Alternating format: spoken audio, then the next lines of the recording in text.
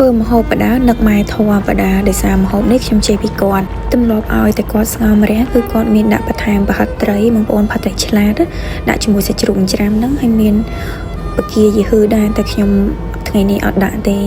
ហើយនេះផ្សិតក្រៀមបងប្អូនផ្សិតខ្មៅក្រៀមខ្ញុំច្រាំជាមួយ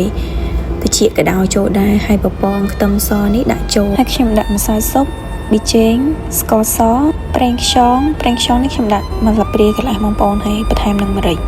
ច្បល់គ្រឿងនឹងឲ្យចូលគ្នាឡើងស្វិតល្មមប៉ុណ្ណឹងស្វិតឲ្យបងប្អូនហើយខ្ញុំមកបៀកទឹកត្រីបៀកនេះដើម្បីកុំឲ្យសាច់ល្បោចេញពីម្រះបងប្អូនខ្ញុំកាត់កង់ទុយប៉ុន្តែអត់ល្បោទេបងប្អូននៅទាំងមូលទាំងអស់ហ្មងបន្ថែមនឹងផ្សិតក្រៀមបងប្អូនហើយសាច់នេះសាច់សពីញាត់ម្រះដាក់ចូលទឹកស្ងោរអញ្ចឹងស្លកាន់តែមានជាតិបន្ថែមនឹងប៊ីចេងទឹកត្រីអំបិលហើយខ្ញុំរំងាស់1ម៉ោងកន្លះបានងុំល្អប៉ុណ្ណឹងខ្ញុំបន្ថែមនឹងការ៉ុតហ្នឹងដាក់មកពុះទៀតមកបងប្អូនហើយបន្ថែមលឹកខ្ទឹមចូលជាការស្រេចហើយ